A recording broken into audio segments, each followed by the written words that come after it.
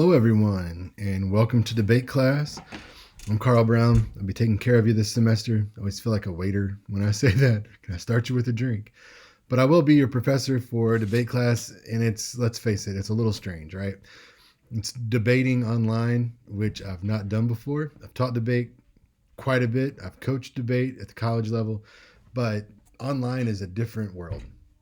I know that my favorite part of teaching debate and really doing debate is the live interactions, the back and forths. And we won't have that because this course was designated asynchronous, meaning there are no established meetings either in person or virtually.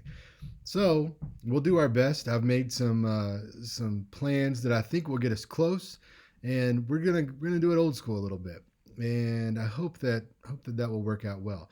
What I can tell you is that you will learn things here that you can use for the rest of your life in a variety of settings. I'll try to highlight those as we go through the semester. And I can also tell you that when you finish this course, if you keep up with the work, you do your best, you're going to be fine. So, what I want to do today is talk to you about the syllabus, sort of introduce you to the class and what is coming up. So, with that, let me shrink myself here and bring it over to the syllabus. Okay, here is our Com 303 debate syllabus. At the top there, you'll see some general information about me and how to contact me.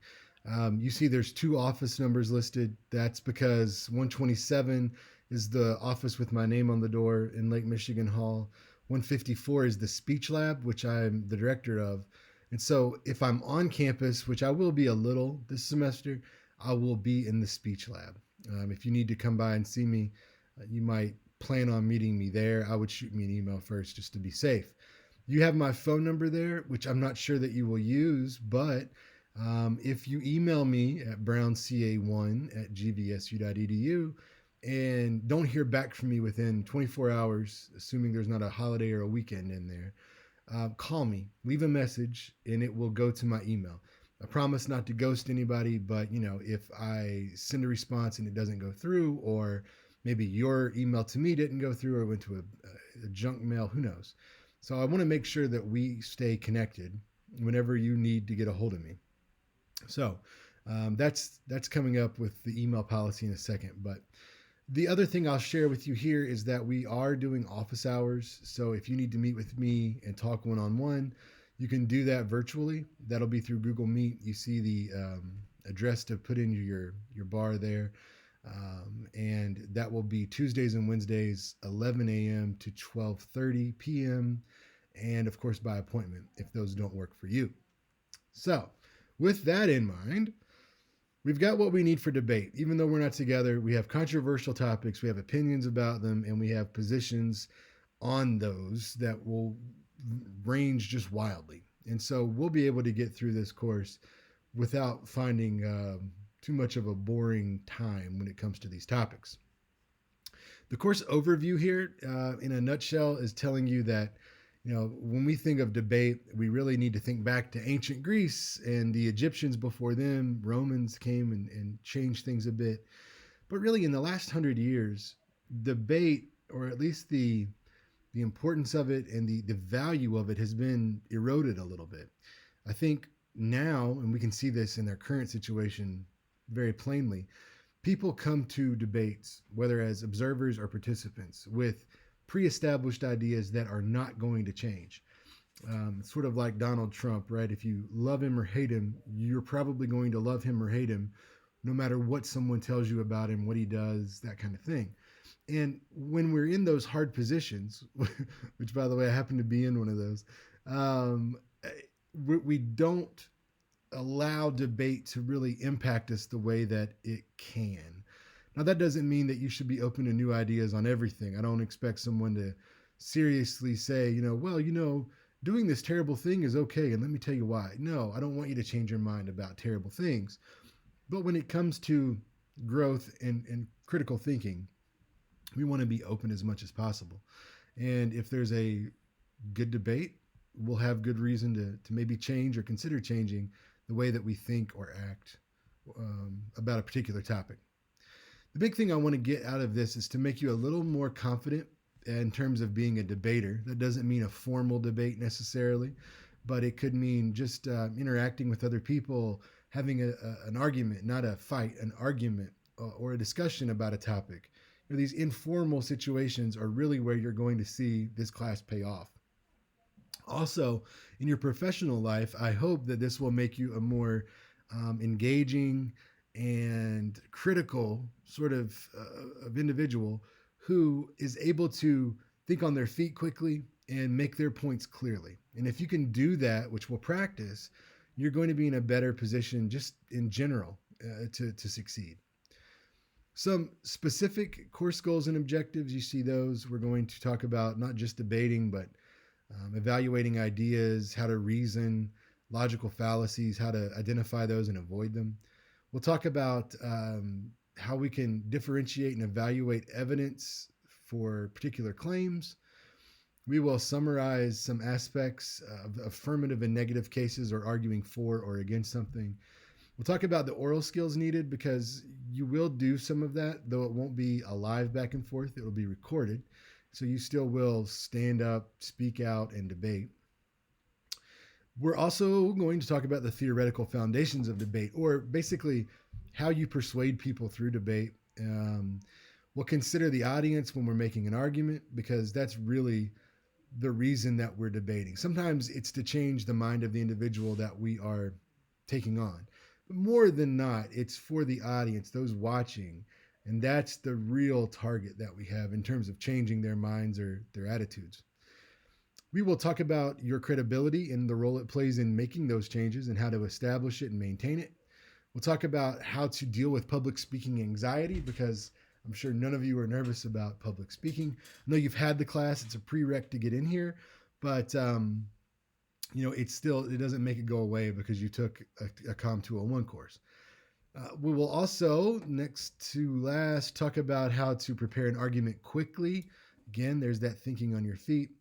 And last, we want to bolster your identification and confidence as a speaker. So, again, I want you to feel more willing and able to use your voice for change when it's appropriate. Please don't be that person who wants to argue with everyone about everything just to get a rouse out of them. But when something is worthy and it rises to the occasion of you engaging someone in a debate, I want you to win. So hopefully we can make you feel like that's possible. I mentioned this earlier, but this is an asynchronous class. So that means we're not going to meet in person or online. What I would tell you to do, though, as a student, my advice is to set up a standard set time that you use just for this course. We're not meeting, Mondays and Wednesdays at 1 p.m., but you could use that time or whatever time works for you, that is what you're dedicated to do. You just work on this class. I really do believe that you will not need any additional time than what we would have in the classroom. So it won't be like it's online, so it's going to be more work. But if you make sure that you're keeping up and that you are meeting due dates, you're doing the readings, you're watching the videos, that's so important. I think you're going to be in a much better spot. The class is manageable. It'll be much less painful. And again, as I said earlier, if you have any questions at any point, please, please, please email me. Just because we're distant physically doesn't mean that I'm not here to answer your questions. Excuse me. It's not the Rona. It's just talking all day, making these videos, the drink of choice. I drink a Mountain Dew like once every 6 months, and today's my day. So glad you could share it with me. But yeah, please ask any questions. If you have that question, chances are someone else will have the same question. And what I will do, if you ask me something, I will respond to you directly, of course, but then I'll post an announcement so that everyone can benefit from that question being asked. Again, if you have it, someone else does too. What will you need for this course? You see it there, the course pack, which will be up on the Blackboard site very soon. When this video goes up, there may still be a little bit of a lag, and the course pack will go up tomorrow, but there is no textbook. This is all lecture and notes. The course pack is basically my lecture notes, and by themselves, they don't make much sense. But if you use the lecture notes and watch the lectures, the videos, you're going to be in good shape. That means your attention is required, being on the ball here, working on a regular schedule. And then again, there are those videos. I think of this as like our classroom right here. Um, I will make announcements. I will change some things potentially. I'll try to do most of all that in writing, but you need to watch the videos. What I found over the summer was that I taught an online speech class, and the grades were significantly lower than in any other class I've taught at Grand Valley. And I thought, it's this online thing, it's me. And so I did some thinking and reflecting, and all the videos I'll share with you are going to be housed either on Blackboard or YouTube. And I can track the number of views on both those. And I found that most of my lectures were viewed fewer times than there were people in the class. So, I don't feel so bad about it anymore. If you keep up and watch this stuff, you're going to be okay. And make sure you do that. Some policies you need to know about. First of all, it's asynchronous. We've talked about this, but do stay on the ball and set up a work time for yourself. As far as late work goes, don't get behind because I just don't do late work. I've made that sort of a general rule. If there is an extreme circumstance, let me know as soon as possible and we can talk about it and see what's going on. But generally speaking, don't miss an assignment due date. And that's the best way to keep up. If you're going to be out and you know it, go ahead and plan ahead and you can turn things in early. But I'd rather you do that than try to do it late. Again, we'll take those on a case-by-case basis, but let me know as soon as possible and try to avoid that. Number 3 is debate attire policy. I don't expect you to put on a suit for your debates that you're going to record or anything that you record for this class. But again, that same class this summer, I noticed that most of the speeches were delivered from the students' bed with their pajamas on. That's strange to me for a number of reasons. I wouldn't want my professor seeing me in that space for, again, a lot of reasons. But it's just not very credible. It doesn't add to your credibility as a speaker, as a debater. And so I want you to wear something appropriate. It doesn't matter what. It doesn't have to be suited up. Just don't wear workout clothes and t-shirts and that kind of thing. Just dress decent and stand up, speak out. Stand up, of course, if you're able. I'll leave that there. With assignment due dates, this is very important. Your assignments are all due by Thursday at 11:59 p.m. of that corresponding week. So whenever you have something due for a week, and you'll see that in just a second on the schedule, those are clearly laid out, and it's due by that Thursday at 11:59. That means the next week really starts on Friday, so you still keep that full 7 days to work. Email policy, as I mentioned before, I will respond within 24 hours. Not counting weekends or holidays. So if you don't hear back from me within that 24 hours, call the office, leave a message, or email again. The academic integrity policy is almost not needed here. It's very difficult to cheat in this course. It sounds strange. Ready? Don't cite sources or you're cheating, right? Yeah. I don't want you to cite sources because our debate style is going to be more off the cuff. It's going to be rational, reasonable thinking, not research intensive thinking. And there are pros and cons to both, but we're going to go with this one because I feel like it leaves you freer to focus on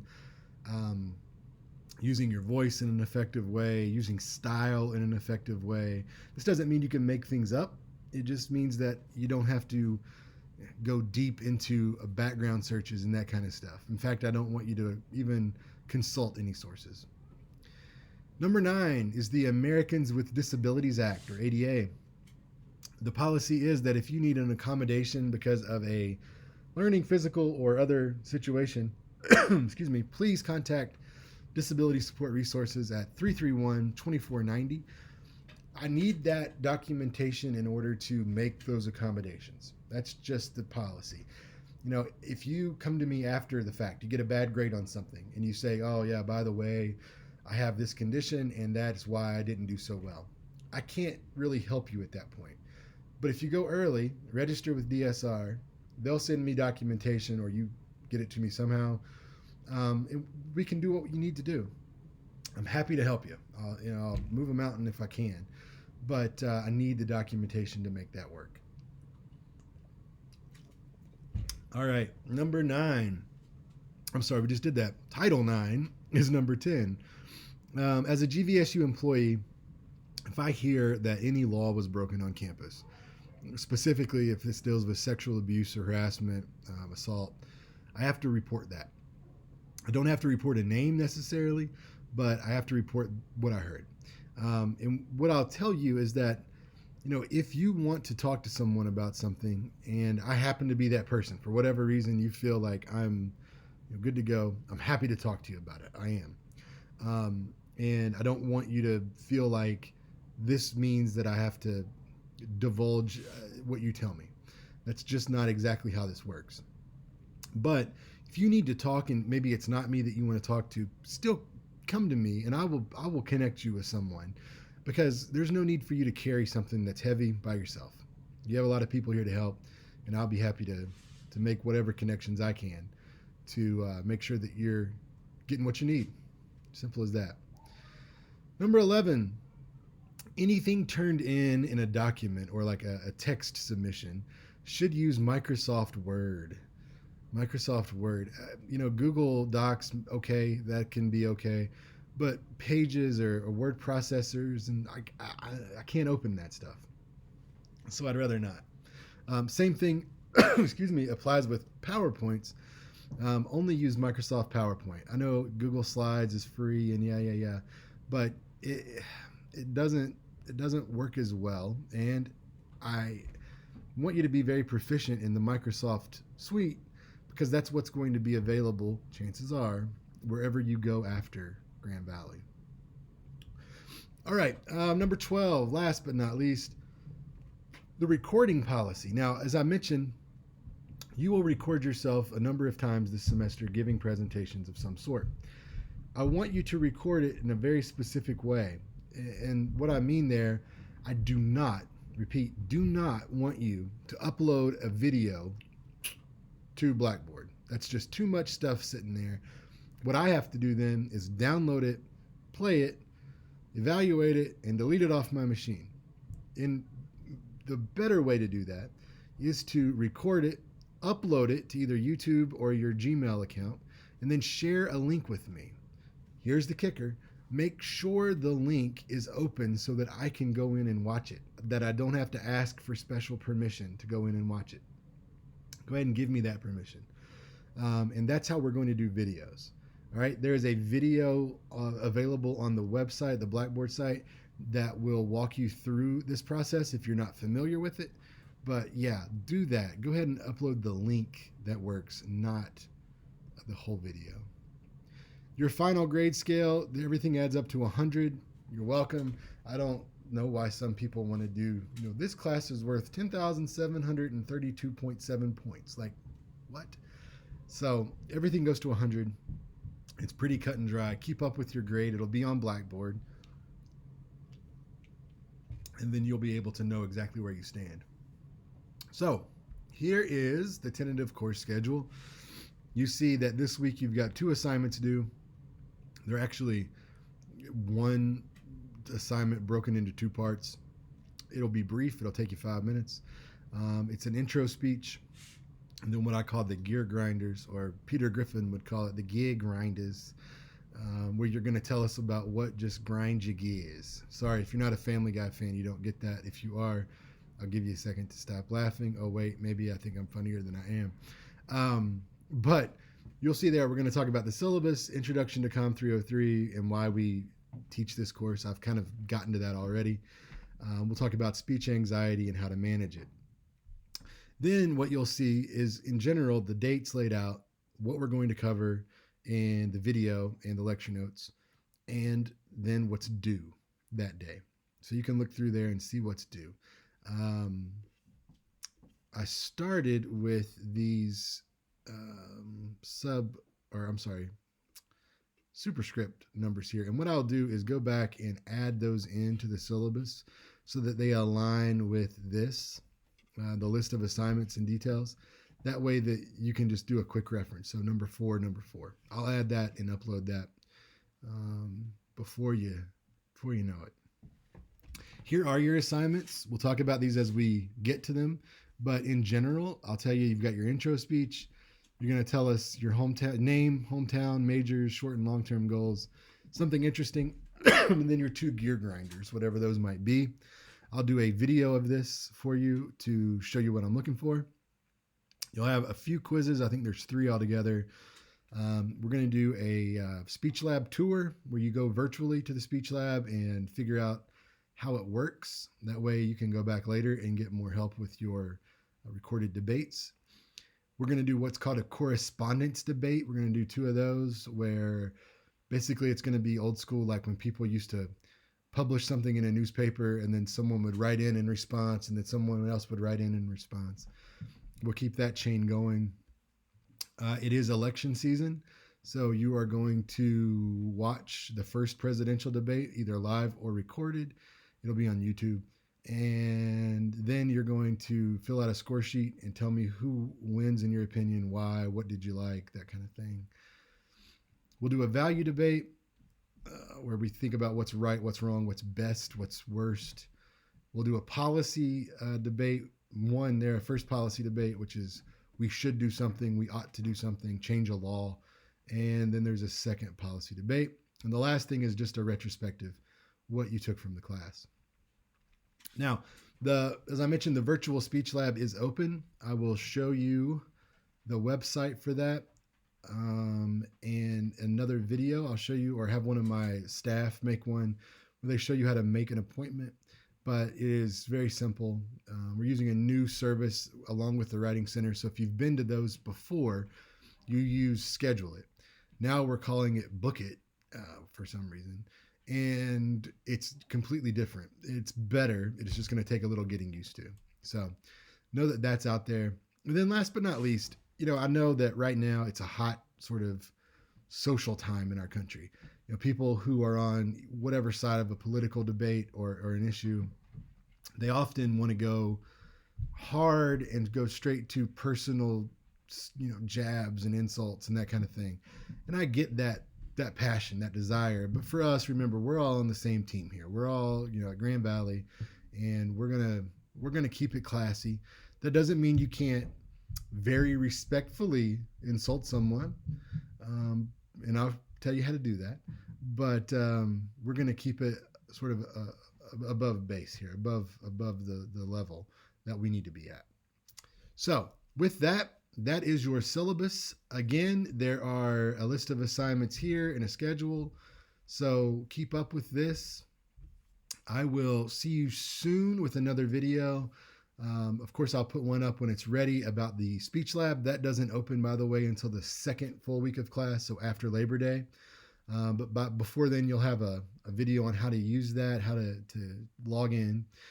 Also, for this week, we are continuing with information on speech anxiety. I'll put up a video on that topic shortly, as well as an introduction speech with gear grinders built in so that you can see what I'm looking for. All right. With that, I hope you have a wonderful week. Let me know if you have any questions, and I will talk to you soon. Be safe, wear your masks, stay healthy.